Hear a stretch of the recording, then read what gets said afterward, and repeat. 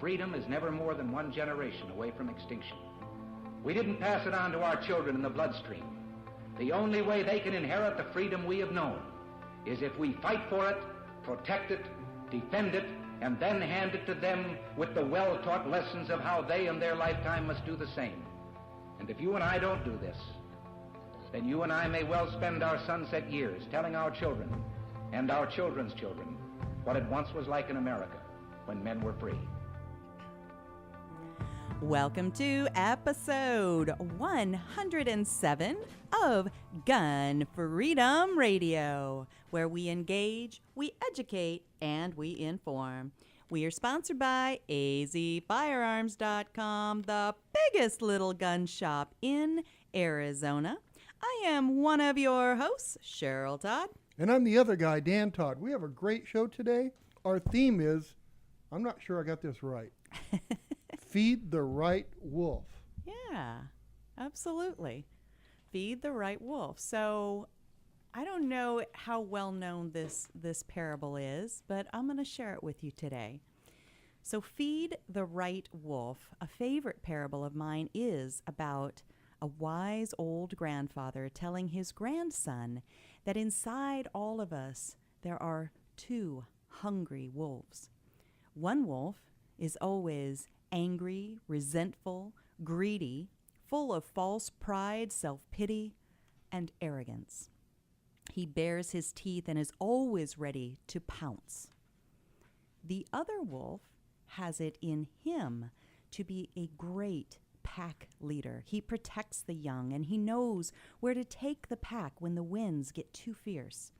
He is full of love, hope, kindness, joy, compassion, serenity, and generosity. This wolf is peaceful and humble and has a great sense of humor. But both wolves fight inside of us endlessly. The boy asks, "Which one wins?" The grandfather replies, "The one who wins is the one you feed." Well, this parable comes to mind more and more often these days as I watch what used to be the nightly network news, but now sounds more like a gossip mill. What we fill our minds with settles down into our hearts and comes out in our words and our actions. Which wolf gets fed by watching the news pundits spout sarcastic and cutting comments night after night? Which wolf grows fat by consuming unchecked and unverified headlines that scream in salacious phrases? And what then happens to the other wolf? Does it grow weak and thin? Does it continue to exist at all? Or does it blow away in a pile of dust, having died from atrophy, inattention, and starvation? If this wolf, the one who has it in him to be a great leader and teacher to future generations, withers and dies, what hope do we have of passing along the legacy of soundness, wisdom, and knowledge to our children and our children's children? I've just finished reading a book titled "Trust Me, I'm Lying: Confessions of a Media Manipulator," who gives us his playbook of how manufactured outrage cooks up a nightly meal for the angry wolf and calls him to dinner by dangling the bait of hatred and untruths. And nowhere can we see this more vividly than with the misinformation about firearms, those who own firearms, and who value the Second Amendment.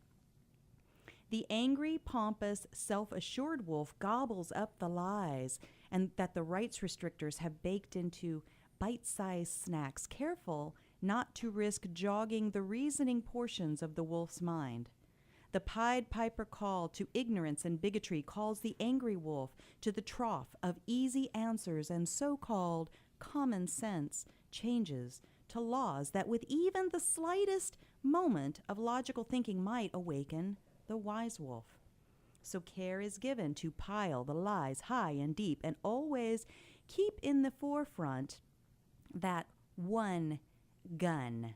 You know, that really bad one that no decent person should want to own. The angry wolf loves the lies about that one gun. I implore you, friends, to turn away from the junk food of angry lies and to spend time to purposely seek out good food to feed the wise wolf. Feed him by engaging in critical thinking and questioning all of the arrogant voices and easy answers. Nourish the wise wolf by spending time with your neighbors and seeing them as people and not as labels, and by understanding that there are entire media industries created by manipulators who admit to their lies but appeal to your emotions and ask you to trust them in their dishonesty. The one you feed is the one who will grow strong. The one you feed will be the one your children look up to. Time is of the essence. Little eyes and ears are learning from us every day, all day long. Friends, it is truly that important for each and every one of us to toss out the junk food and begin to find healthy nourishment, to daily feed the right wolf. Dan? Wow, that makes a little bit of sense there. Just a little? Yeah. Sometimes you amaze me, Cheryl, but you're right. And, you know, you look at people that are loners that are by themselves and they have really strong opinions and you can't change those opinions, and the wolf is really the angry wolf with them, you know. It's so true. And, you know, like attracts like, iron sharpens iron. And I think that we just need to be more intentional about the way that we consume the information that's out there. This book that I was referring to, this Trust Me, I'm Lying, it was written by Ryan Holiday. And it's the 5th anniversary edition. So it's been out there a while, but I've just discovered it. And it says at the top, it was revised and updated for the fake news era. It's the book that predicted fake news because he helps us understand, you know, how an organization, let's say, will actually plant their own negative story just to create drama and buzz, right? Or they'll share just pieces of something that happened, just the pieces that make people upset, because psychologists have told us that anger is the strongest motivator.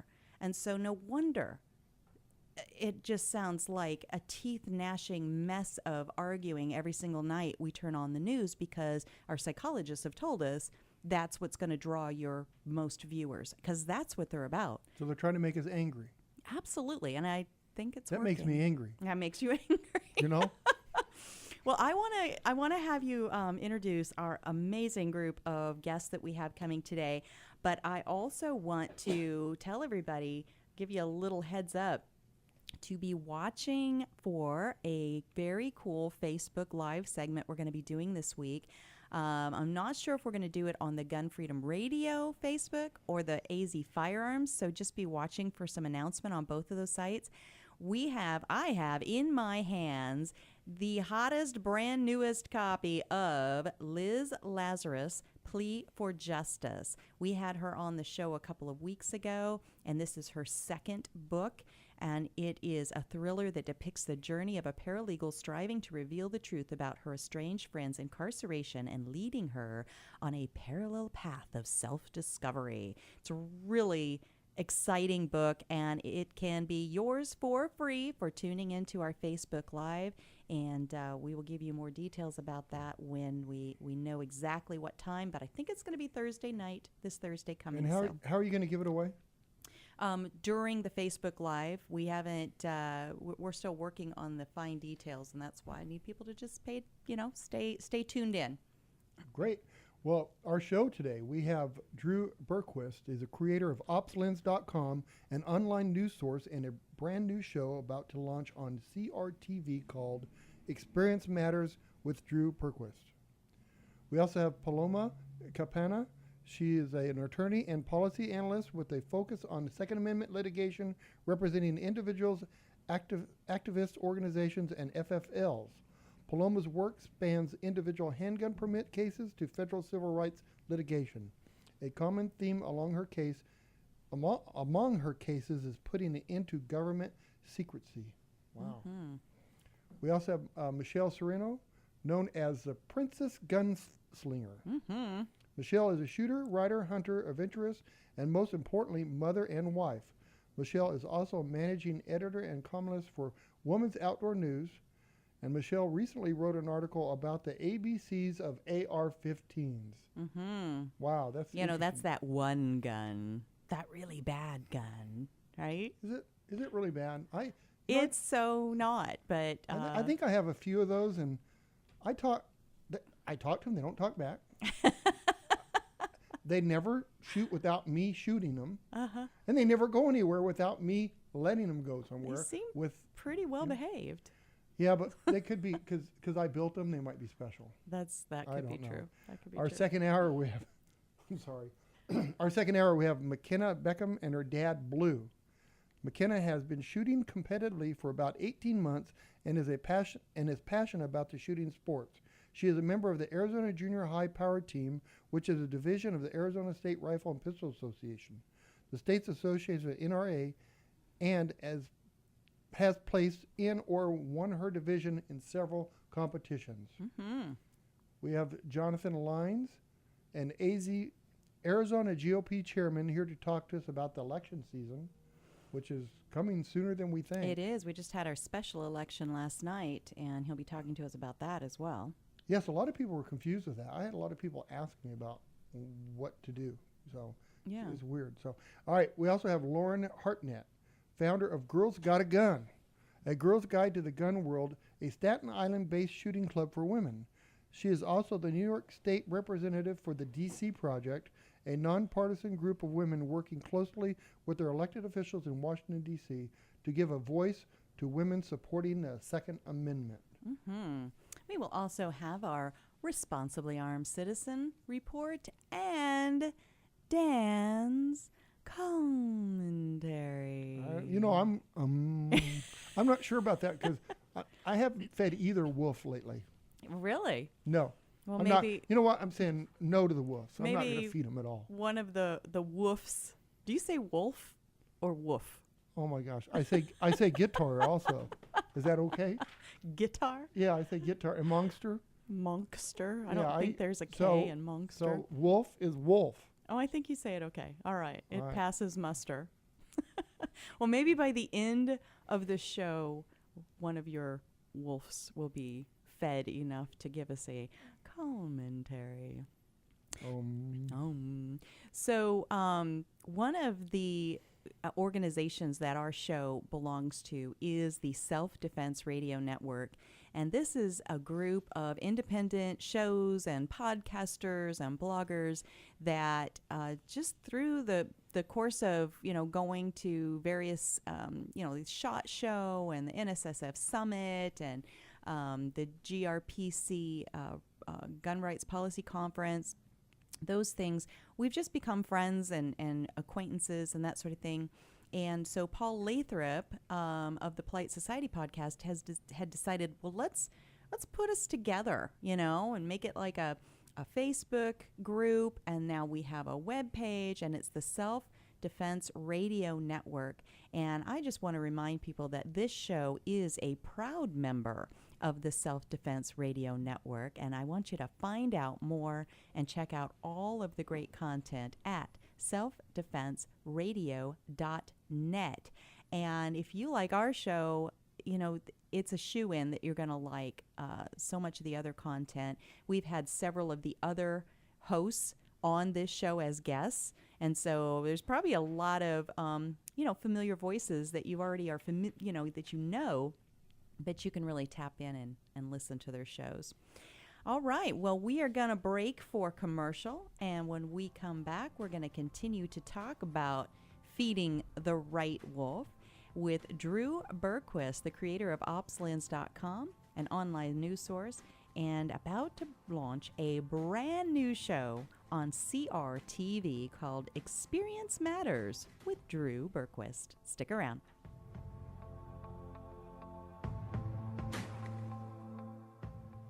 And we're back with Cheryl Todd talking about the huge gun buying event at azfirearms.com. Oh, AZ, I get it, as in Arizona. Yes, but... Oh, or AZ, as in everything from A to Z. Well, yes, that too. But what I'm telling everybody about is that azfirearms.com is having a huge gun buying event to buy your old firearms all across Arizona and everything from A to Z. That's great news. See, my grandpa left me an old shotgun and it's just sitting on a closet shelf at home, so I can bring that into azfirearms.com and sell my gun? Absolutely. azfirearms.com buys, sells, trades, and even consigns your old firearms. Any vintage, any style, military, long guns, handguns, hunting, or home protection. Single items or entire collections. We offer the highest value for your used firearms in a safe and friendly environment, staffed by knowledgeable people. azfirearms.com is in Old Town Avondale off I-10 and Dysart Road. Come on down to the huge gun buying event every day through the end of the month at the biggest little gun shop in Arizona. And for all your firearm and ammo needs, visit azfirearms.com.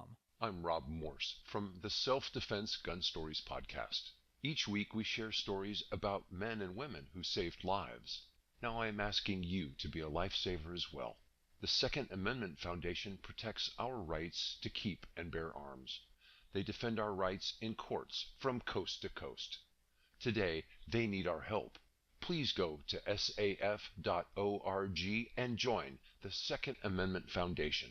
That's saf.org. Hi folks, I'm Don Carter.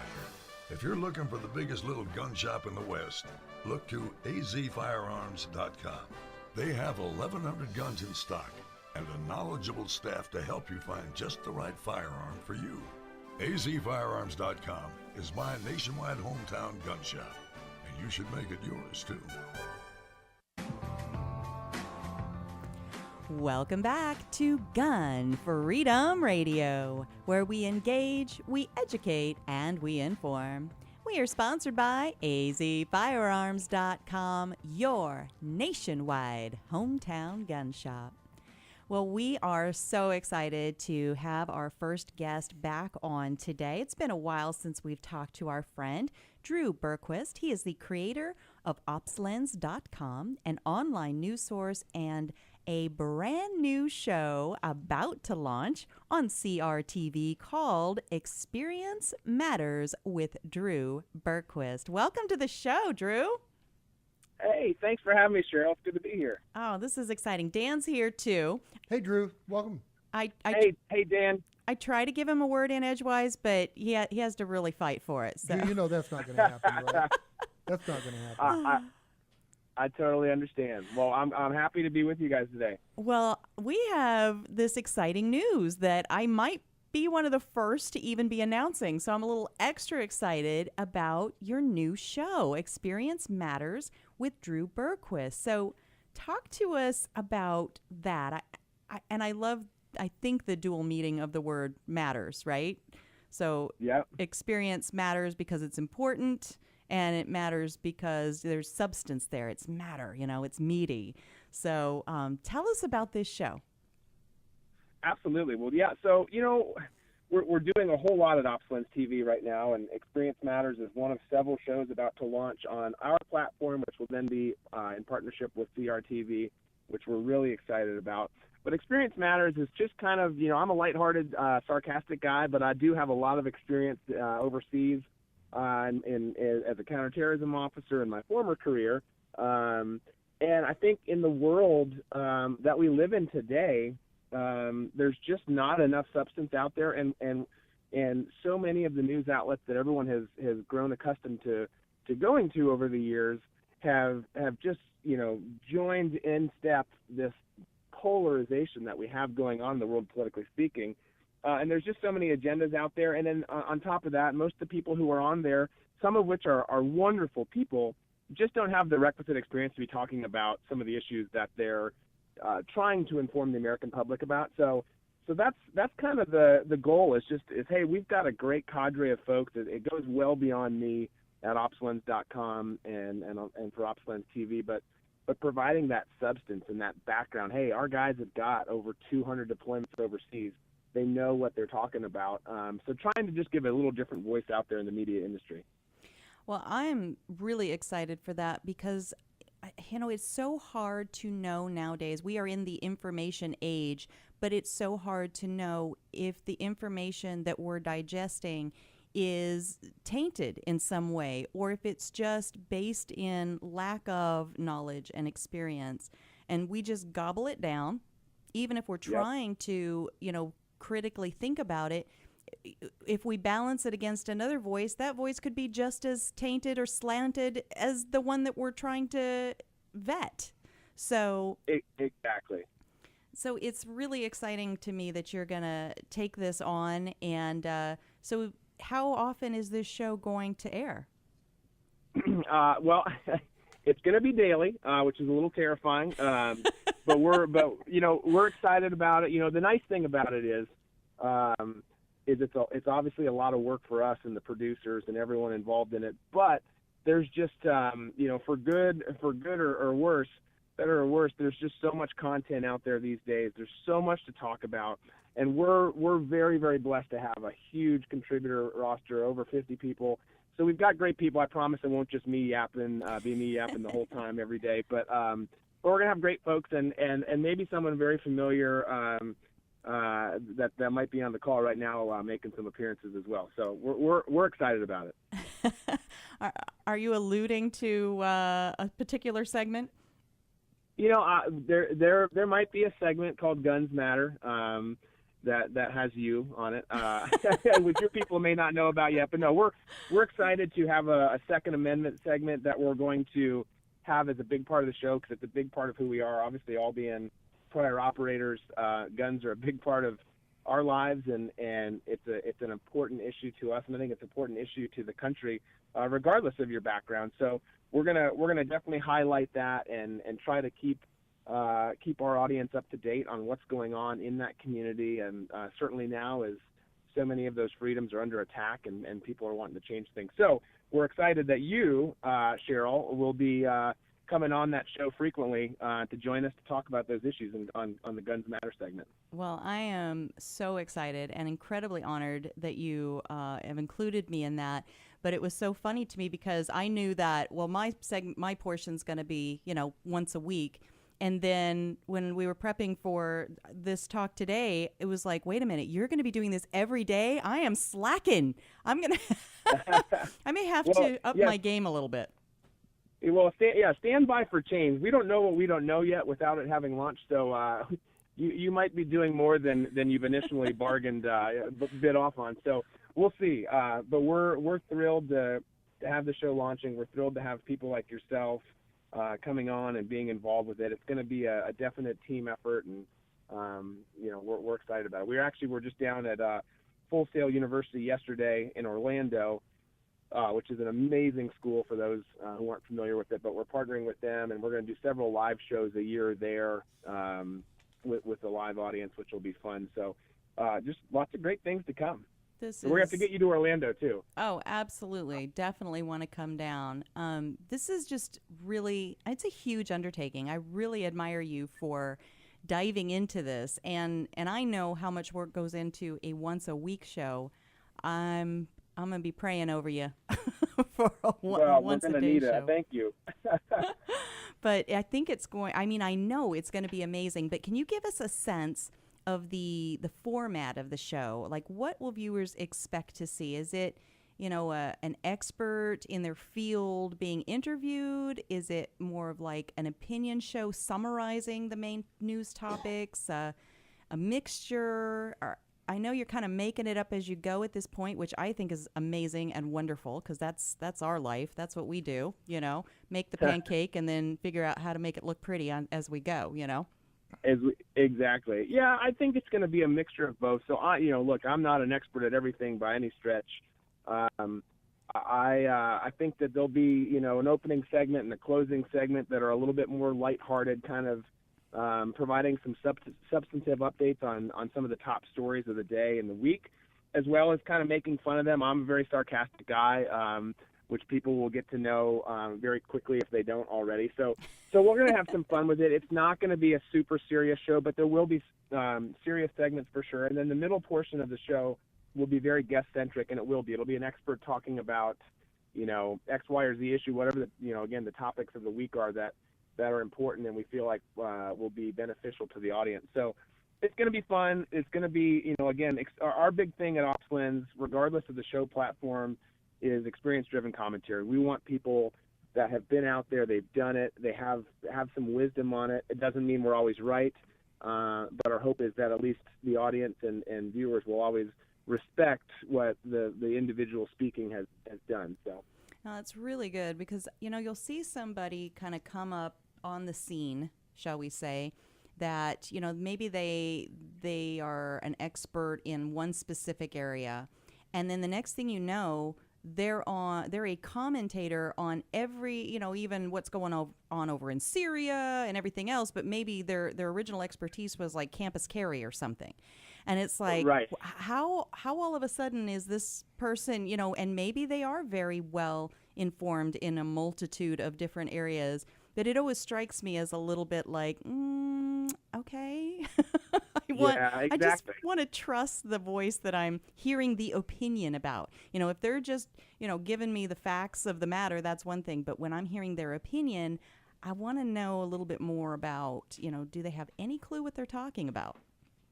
Absolutely. Well, and honestly, that's one of the reasons that we started OpsLens is we wanted to be, a place where people could come.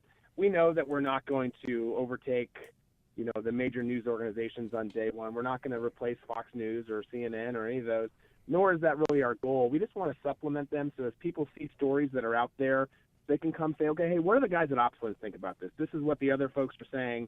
Let's get a little bit of validation or not from the guys at OpsLens, because we saw the same thing.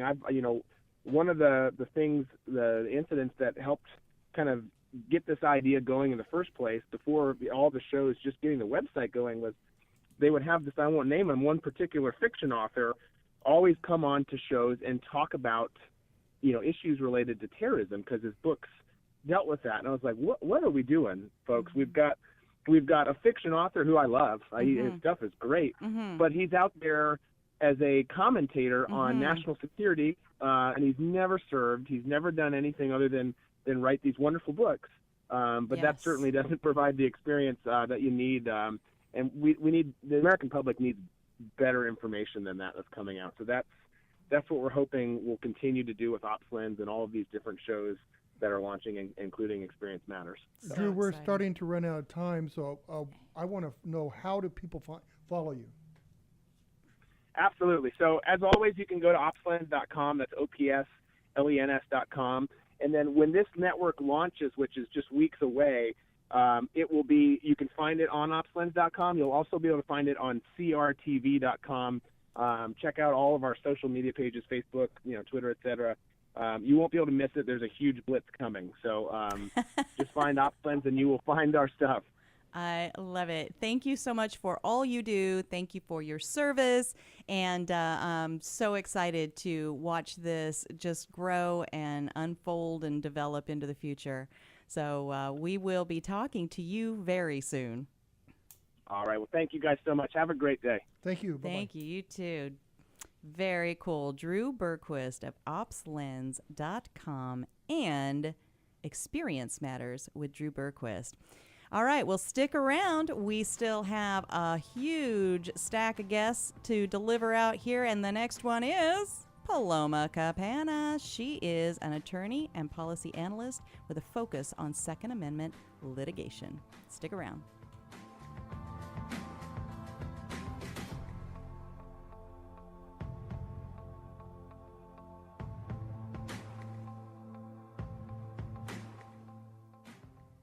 Don Collier here, letting you know that you won't get fool's gold at Pot of Gold Auction. They're the genuine article. Pot of Gold auctions off guns, coins, jewelry, and antiques of every kind. Stop in and see my friends Dan and Cheryl Todd in Avondale, Arizona for some live auction action. Or check them out on the web at potofgoldestate.com. Auctions take place the first and third Tuesday of every month and are full of a great mix of antiques, collectibles, jewelry, guns, and coins. Visit our beautiful air-conditioned showroom off the I-10 at Dysart Road at 215 East Western Avenue in historic downtown Avondale. You will find a friendly and knowledgeable staff, comfortable chairs, and we even serve free birthday cake at every auction. Or bid from the comfort of your home at potofgoldestate.com. Don't miss out. Everything is gone at potofgoldestate.com. Hey everybody, this is Joey Rocket Shoes Dillon, world champion gunslinger and Hollywood gun coach. In the Westerns, there's always a good guy and a bad guy, and sometimes the ugly guy. And I always root for the good guy, which is why I'm here to tell you about the good folks over at azfirearms.com. They are straight shooters and always give you the best deal in town. azfirearms.com is the biggest little gun shop in Arizona and have something for every single gun enthusiast. Long guns, pistols, hunting, military, law enforcement, home protection, you name it. And when you've got some guns to sell or trade in and trade up, azfirearms.com are the folks to see. Geez, they bought a cannon once. They are family owned and operated, friendly staff, courteous, totally reliable. azfirearms.com will give you the best value for your used guns. So stop in, see my friends Dan and Cheryl Todd at azfirearms.com in Old Town Avondale off the I-10 and Dysart Road, and tell them Joey Rocket Shoes Dillon sent you. Welcome back to Gun Freedom Radio, where we engage, we educate, and we inform. We are sponsored by azfirearms.com, the biggest little gun shop in Arizona. Well, our theme today is Feed the Right Wolf, because we tend to just gobble down information that sometimes feeds the angry side of our nature. And it's my goal today, at least, to try to encourage you to feed healthy substance, factual substance, to the wise wolf that lives within us, referring back to that old parable. And our next guest, Paloma Capanna, definitely has some good factual food for the wise wolf. She is an attorney and policy analyst with a focus on Second Amendment litigation, representing individuals, activist organizations, and FFLs. Paloma's work spans individual handgun permit cases to federal civil rights litigation. A common theme among her cases is putting an end to government secrecy. Welcome to the show, Miss Paloma. Good morning, Cheryl. How are you? Very good, and I'm very excited to have you on. You know, I've been seeing that you've been working on the federal civil rights case called Robinson v. Sessions for going on 2 years now. Can you just kind of help folks understand, you know, that's not one of those top of mind things that I think people go, oh yeah, the Robinson case, right? So right. Can you kind of bring us up to speed and tell us what's going on with that? Yes. So Bill Robinson himself is an activist and a radio show host of Second Amendment Radio in New York. And we found out about 2.5 years ago that the FBI and the ATF were abusing their access to our personal information that we write down on that ATF Form 4473 when we lawfully purchase a firearm from an FFL, from a federally licensed dealer. So what we did with this lawsuit was bring together 28 people and 5 activist groups to sue the FBI, the ATF, the U.S. Attorney General, and also the Terrorist Screening Center for using this information for unauthorized purposes. What they've been doing with that information is actually checking us against the terrorist screening database. Mm-hmm. Most people talk about the no-fly list, but that's a smaller subset of a big database that's the terrorist screening database. So just to boil all this down into plain English, I mean, essentially the FBI has been targeting us, the lawful gun owner, as being potential terrorists. And they don't have the authorization to run that kind of a background check without a judicial warrant. So if somebody listening is like, well, you know, that doesn't that sound like see something, say something? Like, aren't we just protecting ourselves against, one of these wingnuts going off on the public? How do you answer that? This is really like maybe a Fourth Amendment kind of an issue. Am I right about that? Well, I lead generally with privacy, which, as you may know, is not a word written in the Bill of Rights, but it's a concept that the U.S. Supreme Court has found, is represented by everything from search and seizure, even to freedom of speech and our ability to develop our thoughts without government interference. It's a common question, and particularly where we're in this era that citizens are saying to government officials, well, just do something. Well, just do anything. Mm-hmm. And what you really do when you say those words is say, I don't care about my constitutional rights. I don't care about my civil rights. Go ahead, government, take over my life. Right. And take over everything about it. Right. And that's a really scary message when you boil it down. So your privacy and your safety are completely intertwined, because do you really want to get to a point where the police officer is knocking on your door saying, hey, I'd just like to walk through your house in case there's a bad guy in here? And that's what the FBI is doing with our information from the 4473s. And so the people that are like, well, I don't have anything to hide, so I don't care. Maybe it would feel a little different if you did put that physicality of a human being randomly knocking on your door at whatever time they deemed was okay to knock on your door, and just, check your underwear drawer and, that sort of thing. Paloma, hi. This is Dan. I'm sorry. This is Dan. Hello. I get to talk every once in a while. Every once in a while, I let him in Jump here. Right in, Dan. Well, Girls will let you say something. Go ahead. Welcome to the show. So if I get this right, so if I fill out a 4473, then it goes to the NICS, and then the NICS is also checking to see if I'm on the terrorist list. But then they're not doing anything with it if I am. Well, that's a whole separate subject. So yes, what I call that is a wasted civil rights violation. Mm-hmm. Right. So since 1998, when NICS went live, the FBI has run this NICS to TSDB background check about 2,222,000 times. So it's, pardon me, and I've just mixed up digits because I've gone too quickly there. That's 222 million times. Okay. There we go. And even where they found a match in roughly 2,000 of those instances, they didn't take any action on it. Now, that's completely logical because they can't. They shouldn't be running the check in the first place. And so they can't actually pursue anything further using that information. Hence my comment, it's a wasted civil rights violation. But the sort of twist on interpreting that data is to say they respect the rights of the alleged terrorist more than they respect the rights of the lawful gun purchaser. Because they certainly aren't stopping short on our rights.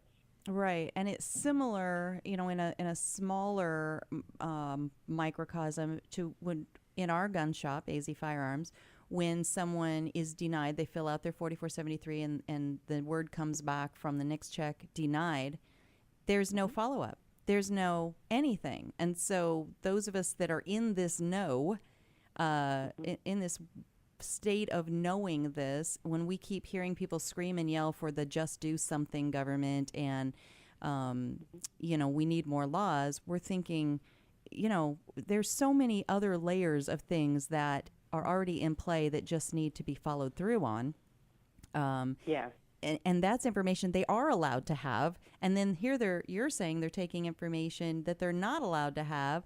And they're saying, well, okay, now we know that this guy maybe is a bad dude, but we can't out ourselves by using the information that we gathered. Like, what is the point of the information then? Why are they gathering it? Sure. So where there is an actual lawful background check done, and they find a match to what's called a disqualifying factor. For example, they find out that the person is a convicted felon. So they say, okay, let's put that together with other information, or perhaps use that as a basis for a warrant to then go to that person's home and search that home, that becomes decisions that get made within the FBI, within the ATF, within your local district attorney's office or the state police, et cetera. So there we have questions of actually how does that information get put to use. What's interesting, I think probably you've seen it, we've seen it, listeners to Gun Freedom Radio have seen it. You know, the ATF boasts about all the matches that they get every year for each one of the 9 disqualifying factors. Mm-hmm. And what I've never seen is exactly what you're talking about. Well, what's the prosecution rate of how that lawfully obtained data gets converted into hard prosecution? Mm-hmm. Yeah. Well, we've even had it as bad as, so somebody fills out a 4473, there's been no response, so we deliver the gun. We don't like to do it, but we've done it a few times. And then a couple days later, it comes back denied, and they kind of leave it on the customer to bring the gun back. They don't even go get it. We've had customers actually bring guns back, and because the ATF said they had 24 hours to get the gun back or they were going to come and get it. So they don't do anything to them. Right, and Dan, honestly, that's where I think the FFLs, our federally licensed dealers, are the unsung heroes of law enforcement. Well, thank you for that. You're the person who's actually standing there at the counter, and you are the front face or the front line of law enforcement. They're not paying you for that role, but that's really the role that the Brady Act puts you into. Right. Right. And it's nice that the statute includes your absolute right as a dealer to refuse to complete a sale, even if you get the proceed and the person allegedly has passed the background check. Let's say the person across the counter is behaving in such a manner that you're wondering, wow, is this going to be an illegal straw purchase? Right. You know, they're taking all their cues from the person standing next to them who actually is the person who wants to pay and so forth, right? You're seeing all those indications that even if the background check is passed, this might not be a bona fide sale that you want to participate in. So you've got that right to say no. But think about the position that puts you in. Right. Then you've got 2 potentially angry people, one of whom might have a criminal intent, right across the counter from you. Oh, we had one. Responsibility. We had one a couple weeks ago that I denied the sale to. They had bought guns from us in the past, but this just didn't look right to me, and I denied the sale. I got in so much trouble over that. Even my employees, but it just didn't look right to me, and my gut was saying no. But that is true, and we don't usually give approval if the NICS check doesn't come back. We don't normally allow them to make the transfer, but there are certain circumstances where we will, where we just feel that everything's okay. Well, and I want to just real quick get back to this Robinson v. Sessions and you know, the federal end of things, because we're about to run out of time. But, you know, there's a lot of commentators out there that say that the federal bench, including our U.S. Supreme Court, is anti-gun. What are your thoughts on the current Supreme Court justices and how they might handle a case like Robinson v. Sessions? I think that if they accept our case, we should actually prevail. We should be a winner. If we can clear the competition to be one of those precious 80 cases that they accept this term. Wow. And the reason why is actually the left. I believe Justice Sotomayor would be my best match for the case of Robinson versus Sessions, because this case is all about privacy. Think about the implications, for example, to your medical records at the VA. Think about the implications to your HUD application for subsidized housing, or perhaps you have American Indian ethnic heritage. All of the records that the federal government currently holds about you might get cross-hatched into our NICS background check system if we can't stop the FBI on the Robinson versus Sessions case. And that opens the door wide for all kinds of discrimination on all kinds of other topics. Absolutely. So the left should look at Robinson and say, oh, yikes, everything we've fought for since the early 1970s is about to get reversed. If the only thing people can see is, oh, this is a case about guns, it isn't. It's really a case about privacy and stopping the government from doing activity that it's not authorized to do. Absolutely. And that applies to everybody, no matter what your political beliefs are. Absolutely. Well, we have to run, but how can people, follow this case and follow the work you do? And if there's somebody out there listening that's like, I've found myself in some kind of a legal pickle against the federal government or, involving Second Amendment litigation, how can people follow you and reach out to you? My website can be found on the web at law-policy.com. That will get you into Facebook as well. And my office telephone number is 585 area code 377-7260. That's fantastic. And just as we say goodbye to you, are you able to, just in a few words, help people understand why you and so many of us say that the Second Amendment is actually the modern civil rights movement? We are the last bit of the Bill of Rights to get litigated. And if we don't stand up to defend the Second Amendment, all other rights will fall. I couldn't have said it better myself. Thank you so much, Paloma Capanna. Thanks, Cheryl and Dan. Thank you for all you do. We're definitely going to have to check back and see how this whole Robinson v. Sessions plays out. Thank you. All right, thank you. Bye-bye.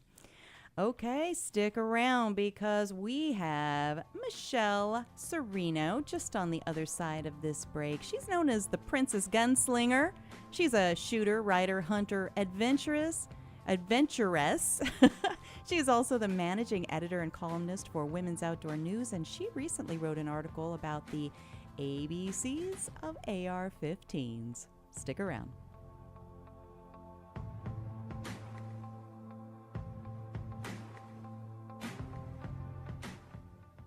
And we're back with Cheryl Todd talking about the huge gun buying event at azfirearms.com. Oh, AZ, I get it, as in Arizona. Yes, but... Oh, or AZ, as in everything from A to Z. Well, yes, that too. But what I'm telling everybody about is that azfirearms.com is having a huge gun buying event to buy your old firearms all across Arizona and everything from A to Z. That's great news. See, my grandpa left me an old shotgun and it's just sitting on a closet shelf at home, so I can bring that into azfirearms.com and sell my gun? Absolutely. azfirearms.com buys, sells, trades, and even consigns your old firearms. Any vintage, any style, military, long guns, handguns, hunting, or home protection. Single items or entire collections. We offer the highest value for your used firearms in a safe and friendly environment, staffed by knowledgeable people. azfirearms.com is in Old Town Avondale off I-10 and Dysart Road. Come on down to the huge gun buying event every day through the end of the month at the biggest little gun shop in Arizona. And for all your firearm and ammo needs, visit azfirearms.com.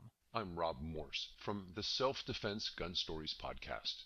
Each week we share stories about men and women who saved lives. Now I am asking you to be a lifesaver as well. The Second Amendment Foundation protects our rights to keep and bear arms. They defend our rights in courts from coast to coast. Today, they need our help. Please go to saf.org and join the Second Amendment Foundation. That's saf.org. Don Collier here, letting you know that you won't get fool's gold at Pot of Gold Auction. They're the genuine article. Pot of Gold auctions off guns, coins, jewelry, and antiques of every kind. Stop in and see my friends Dan and Cheryl Todd in Avondale, Arizona for some live auction action. Or check them out on the web at potofgoldestate.com.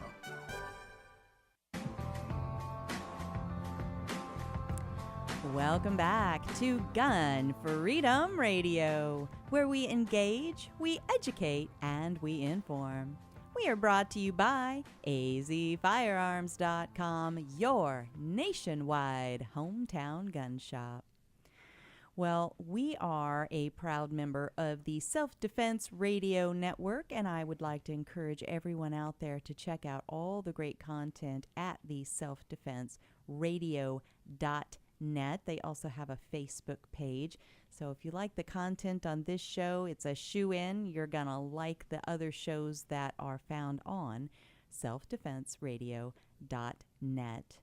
Well, we are glad that you're here with us today. And if you've missed any portion of this show, be sure to check out our website for the recording. Just go to gunfreedomradio.com. click the On Demand tab, and you will see all of our other 106 episodes. You can just binge listen to your heart's content the next time you're on a long drive or working in the yard, that sort of thing, cleaning the house.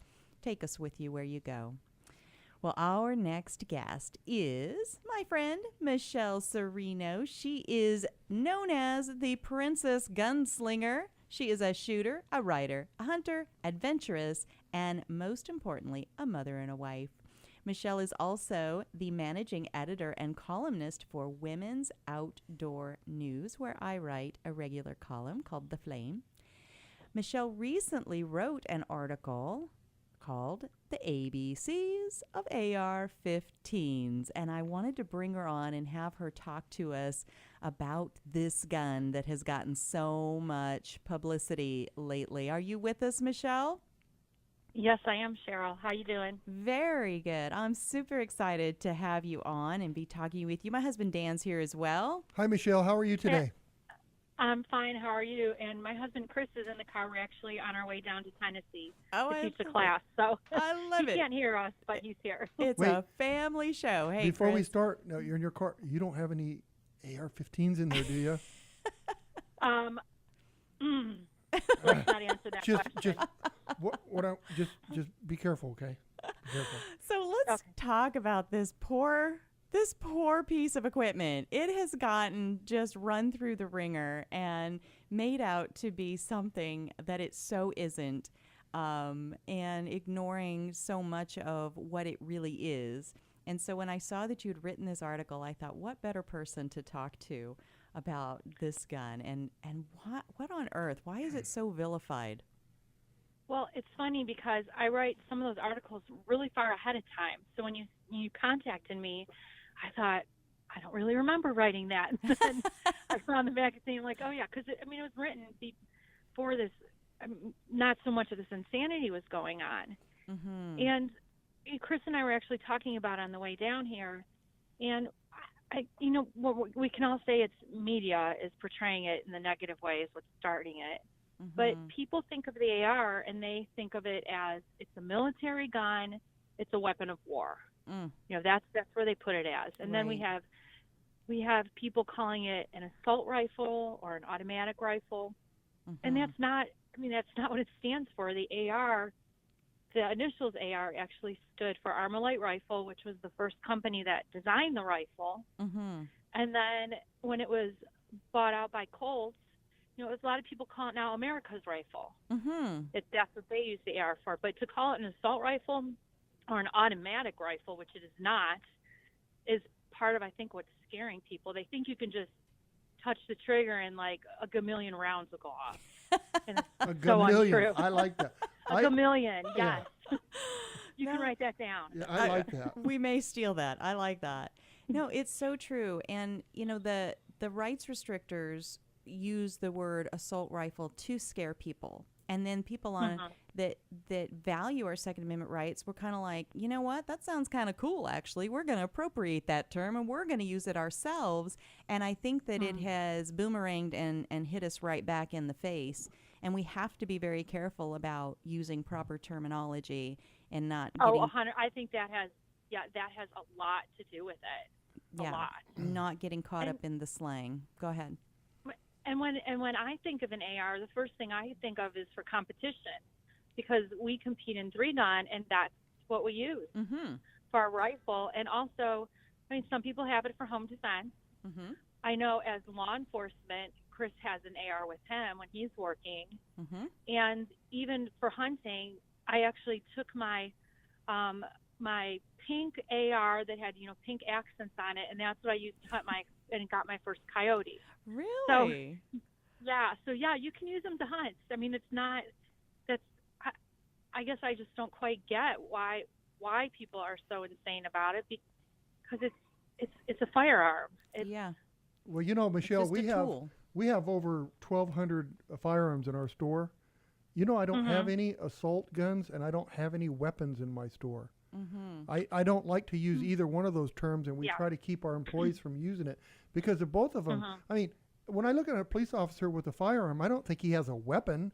He doesn't have a Exactly. weapon It's a until tool. he uses that against me as Correct. in an illegal way. Now it's a weapon. Well, anybody, not And just Correct. police right, officers. but I'm just saying yeah. in that way that my guns are not weapons and they're not assault. Absolutely. Mm-hmm. But so when your gun you have a pink one, right? And is It's purple now, purple, but yeah. purple. Okay, Had a and pink so one. does that change the attitude of the gun in any way? I mean, does it make it a little less violent, or what's going on with the colors? My true reason for the colors is during competition, Mm-hmm. when you have a bunch of everybody's guns are all stacked on a table, Mm-hmm. and it's my turn to shoot, and I need to look at this rack of all black guns. Makes it super easy for me to find mine if it's a different color. It's kind of like bowling balls, right? At the bowling alley. Exactly. Yep. We each have a different color, so Well, even when it's there's so many guns out there that can do the same thing an AR-15 can do, and I don't know why they're attacking these. I do know why. It's not about the AR-15. It's about every single gun out there. This is Right. an easy label for them right now. As soon as they get the ARs done, guess what?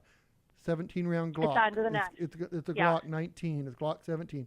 And then it's the revolver. And then it's going to be anything. So that's just the easy target for them right now. And people have to realize they're never going to stop. I agree 100% with that. 100%. Yeah. So with the AR, like you just mentioned, you can use it for hunting. And, people along the Arizona border down here, we've got a lot of open land, that sort of thing.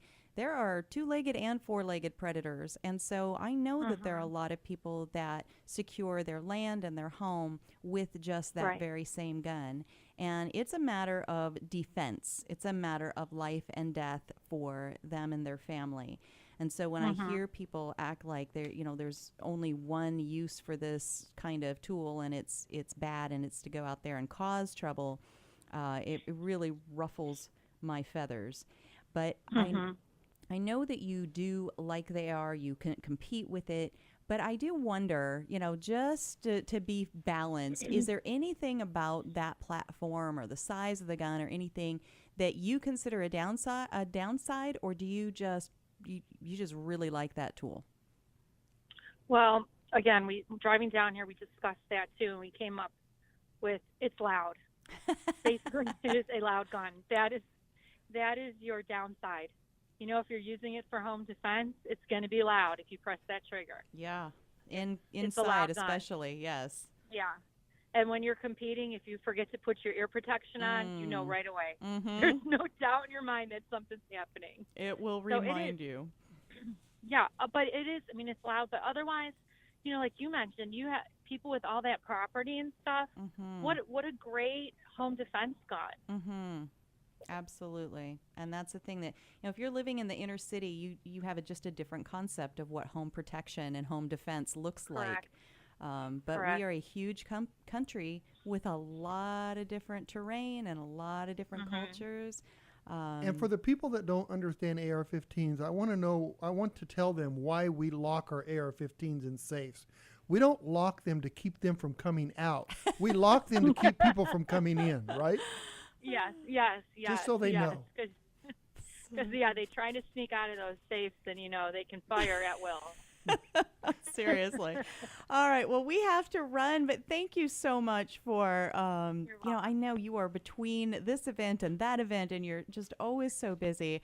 I so appreciate you finding the time, and say hello to your husband. And as we go out, please tell people how they can follow all of the different places that you write and compete and all the work you do.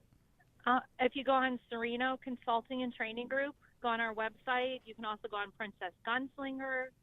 And we're on Facebook and Instagram and all that kind of stuff. And then Women's Outdoor News. You can find my writing. Very, very cool. Well, thank you again so much for being on. Michelle Sereno, the Princess Gunslinger. We appreciate it, Michelle. Michelle, tell all your AR-15s I said hi. I will. Take care. You too. Bye-bye. Bye-bye. All right. Well, we still have another full hour coming up, starting with a young competitor, McKenna Beckham, and her dad, Blue. Stick around on the other side of these messages.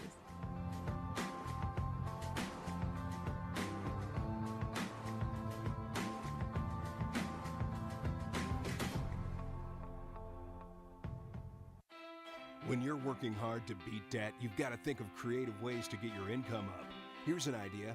Sell some stuff at auction. Start with locally owned and operated potofgoldestate.com. The owners, Dan and Cheryl Todd, have over 60 years of combined experience in selling antiques, collectibles,